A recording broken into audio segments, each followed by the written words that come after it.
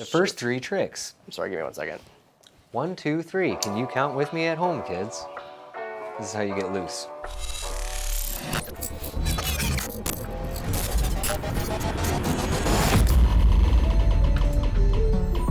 Hello! Hi! We're back. We're back with another episode of... Oh, I thought you were gonna say it. I forgot. Learn to FPV, episode 5. So in our last video, we talked about which simulator is best for you.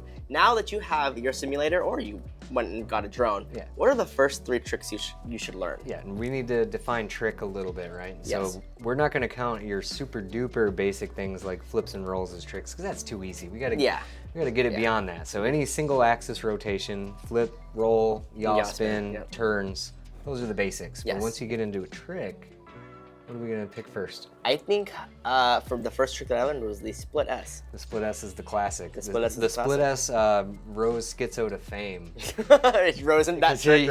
He was just the best at just flowing up and down and diving in and out of the trees. That's what got Drew into flying to begin with, is watching Schizo do split S's. The split S got Ladrib flying. It's classic. It's classic. I think the next one what do you think? Power loop. Honestly, yeah. Power loop, it kind of combines a bit of the split S, you know, you're working this axis, but you kind of have a little bit of a blind aspect of it. You're having to work your throttle management out, as well as you'll really master your elevator. Yeah, and your spatial awareness, because to get a really good power loop, right at the top, you want to get turned over, and you want to be right there at the top of the tree. Exactly. So it's a really good thing to practice, because at first you're going to want to take it and go huge and just overdo it, and then you're working a lot of skills, like you said, your throttle control, your pitch control at the same time as the throttle control, and knowing what's back there where you can't see. Yep, exactly. And being comfortable enough with your quad that you know where you're going to be. Yeah.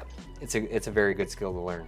I think the last trick that should be the first trick out of the 3. The last of the 3. The last of the 3 that you should learn should be a Rubik's Cube. I think so too. A Rubik's Cube really takes all the fundamentals of, you know, being able to roll on each axis, and really will show if you have mastered it or not, because you're now combining, you know, the 3 axes in one trick. And you know, I feel like when I first started FPV, there was a big debate on what the Rubik's Cube is. I think we can all agree it's a half front flip, full roll, half front flip. I think so. Is that it? I think that's the standard one. That's the standard. But then there's freedom to do it any way you want. I think it looks Exactly. just as cool to do half backflip, roll, finish it, I agree. or even half backflip, roll, come forward.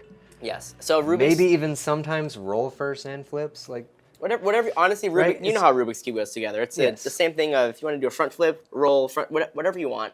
I think today we're going to be teaching you guys half front flip, full roll, half front flip, because it'll actually teach you very well how to navigate upside down. Because when you're doing your roll is going to be started upside down. Yeah. And then you're going to end it upside down, and then you'll end upright. Basically, any combination of the axis rolls where you start level and then end level is a Rubik's Cube. Exactly. So since we talked about sims in the last episode, let's just go ahead and start on the sims. Yeah, we're gonna use liftoff. How do I open the old classic liftoff? The liftoff is my personal favorite for freestyle.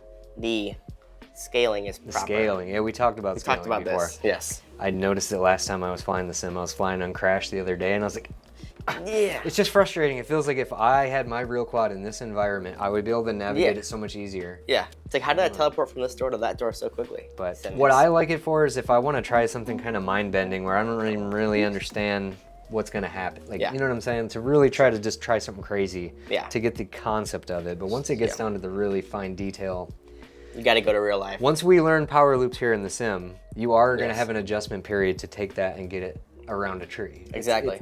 The rough movements are there, but there will be some adjusting. Yes. So, you know, like we just said, go to real life and fly the drones too. Why are we both wearing gloves? Because we have a lot of Moxie ready to ship in stock. We do. This is a drone that you can do all these tricks with. You can do all. This is my freestyle drone. So whatever I do, you can do with that drone too. This is the drone that does the tricks. It's the drone that does the tricks. I saw the drone doing the tricks the other day, and I was like, how is that drone doing those tricks? Right? All right, that's the end of the plug. Let's go ahead and get into it.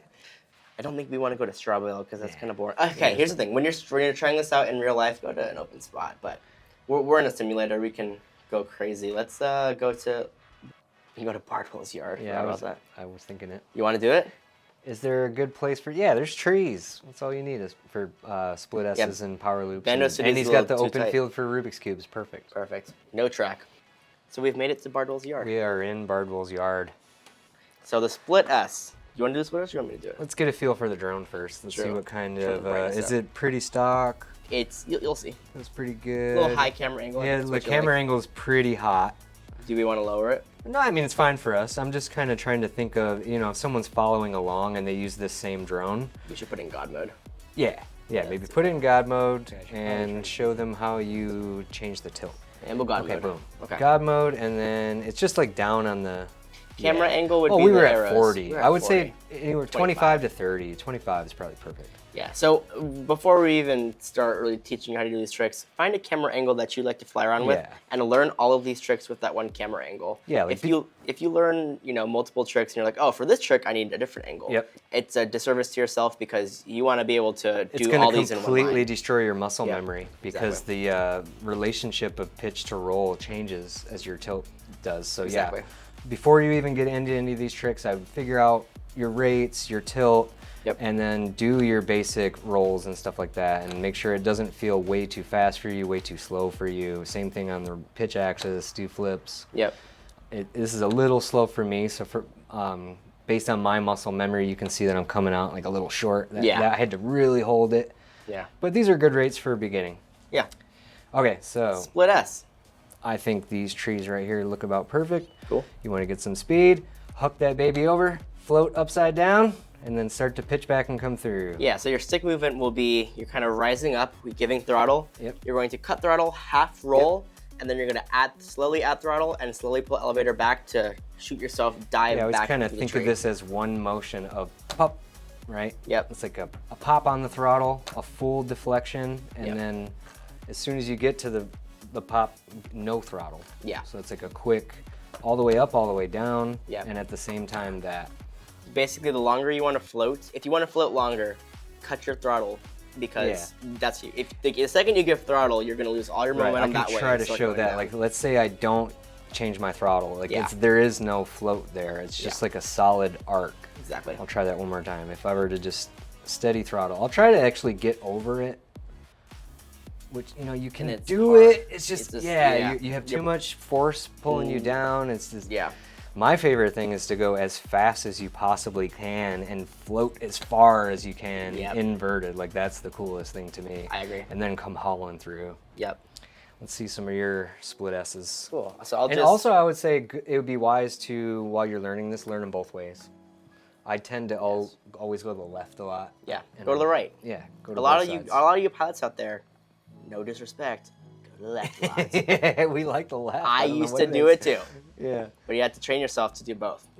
So I'm gonna do a very robotic one so you guys can see the stick movements.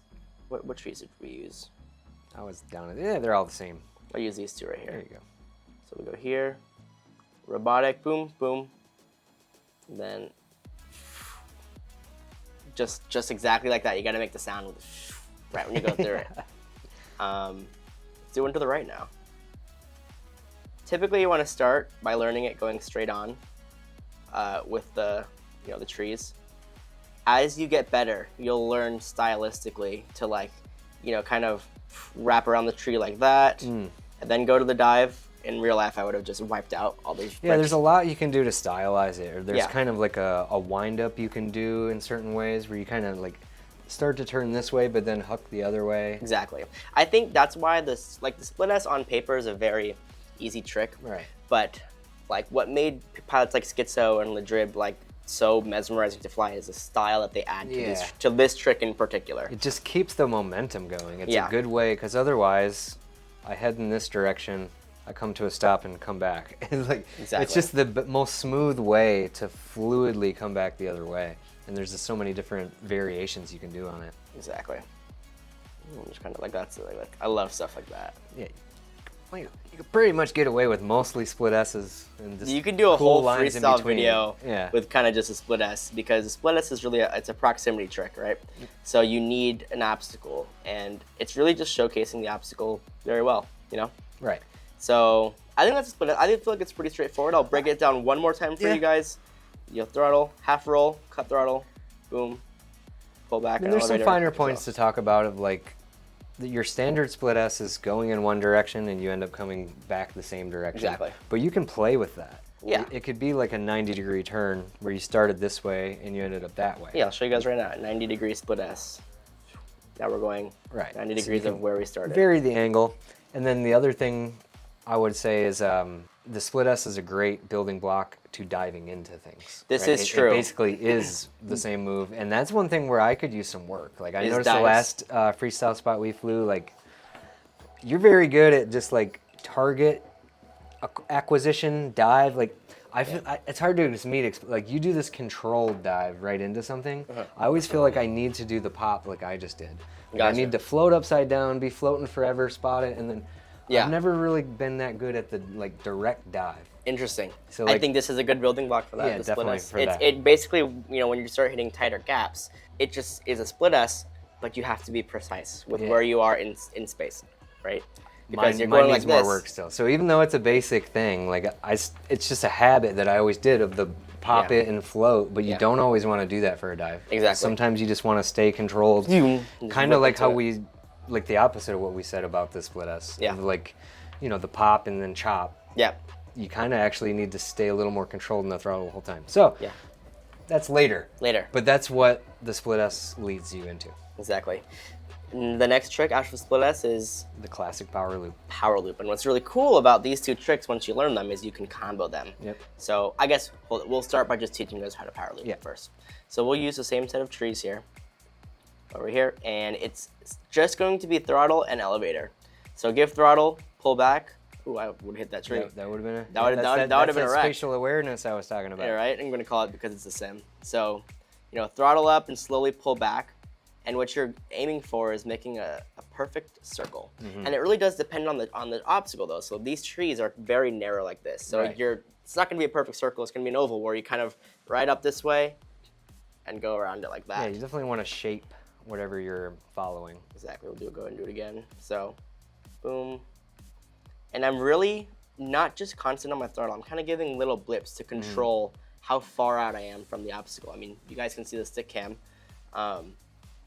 And then once you're there, if you don't have it lined up perfectly, you can use roll and yaw to correct yourself, right? And I think what's great about learning how to correct where you are for a power loop is that it teaches you how to navigate the world upside down. You know, the Rubik's Cube does a great job at that, but I think that's the biggest barrier for a lot of people is like, ooh, when I'm inverted, it's weird because gravity is now like pulling you the wrong, you know. Right, and your controls seem funny. Yes. So that's the power loop. I think it's one of the easier tricks. I mean, all of these, as I don't give it a throttle and crash. That's the hardest thing. It's not that complicated. It's like almost any trick or maneuver of flying anything, whether it's planes, helicopters, anything where you get the craft flying in a circle, once you've got it, it's the easiest input in the world. Exactly. All it is hold the stick still. Yep. But it's when it went wrong and can you get it back in line is where the skill comes from. Exactly. So it's the same thing with the power loop. Once you've got it, it's just you don't really need to do much. Exactly. But it can be very tricky to get that right mix where you're not, the timing is so important. How much throttle to how much pulling back is very important because that's all going to make a huge difference. And if you don't have a really, like this is a good obstacle because it's a really nice tall tree that you can pretty much see like from there. It's so early I can see it. But like say if I'm going to power loop something smaller like this, I'm going to have nothing but sky. Yep. Right here I have nothing to tell me where I'm at. So it's just going to take experience and that's when you doing really it a bunch of times. Master that spatial awareness and just knowing where you are. I actually have a video that we posted a while back that really deep dives into mastering power loops. And you know, I know this is not a part of this video; it's more of a technical trick. But power loop gaps, I think, are like a phenomenal trick. Like once you master that, you can kind of do any trick because it shows mastery of everything, right? Spatial awareness, flying inverted, and throttle control as well. So. We'll leave, if you're more of an advanced pilot, we'll have a link to that video in the description below.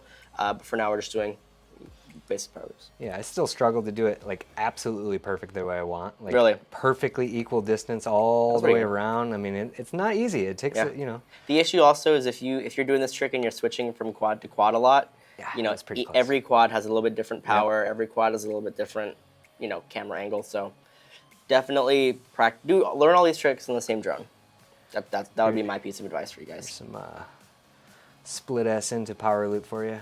Yeah, so this is why I think split S and power loop are great for two first tricks to learn, is because you can then combo them. Like Jeff just did a split S, and then once you got to the bottom, you just went straight into a power loop. It like lines you just right up for it. It's like the most obvious thing to do a lot of times, is just go right back through it. Exactly.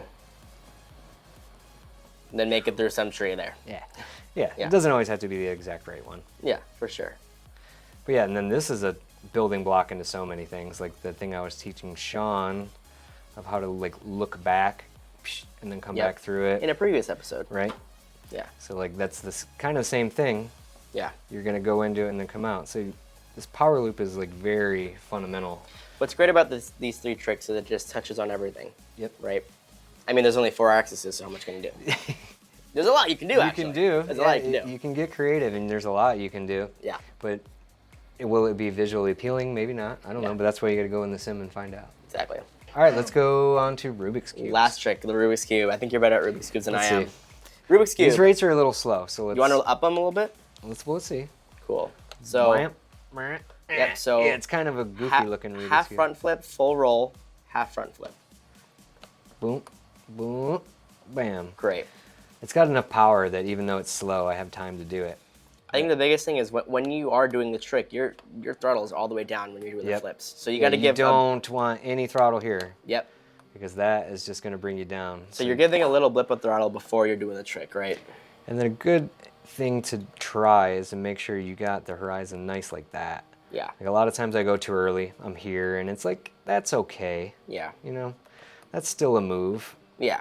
But I think ideally you probably want like the horizon in there, like whoosh, something like that. And this is also going to teach you guys about coordinated turns, because when you're doing this trick and you have a little bit of camera angle, when you're in your roll section, your horizon's going to turn and not be flat because you have some camera angle. So, you know, coordinated turns will keep the horizon level. I never even worry about that, to be honest with you, but I think it's a good thing to learn. it is good to know.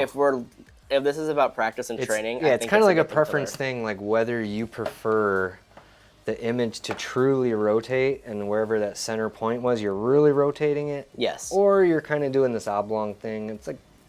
Yeah.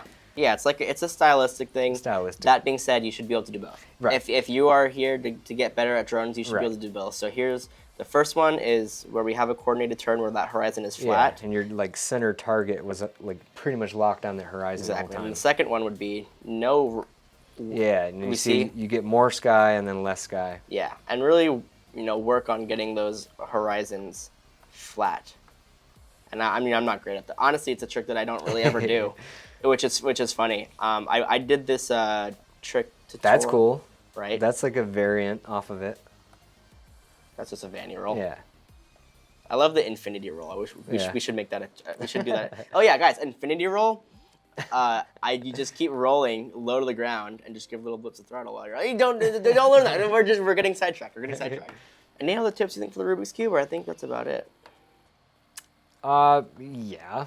If you're not good at them, you're not going to be able to just do this. So I would say like break it down into smaller steps. Yeah. Instead of fully going for it, just do a half a front flip and get really good at catching that the horizon. Yeah, and then just like finish it like that. I would do that a bunch of times till I'm really good. Yep. And then maybe the rolls start with the rolls. Yeah. I'm a one-trick pony. It's always just whatever the trick is, break it down into smaller chunks and work on the chunks. Yeah.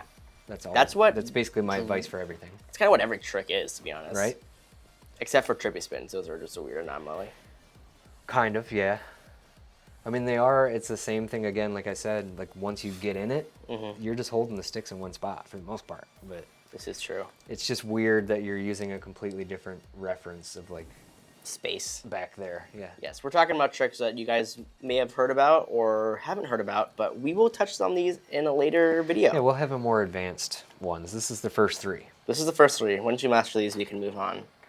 I think that's about it. Should we go to the field and actually show you guys with a real drone? Because it's gonna be a little bit different. You know, the sim physics, no wind, everything's kind of perfect. Right. And once you get to the real world, you'll have to adjust. Learn to.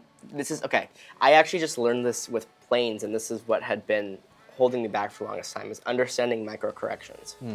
In the real world, when we go to do this with drones, once you learn micro corrections, like that's when you get really good because you can start to mitigate them. not have as much. Let's go to the field. Let's do it.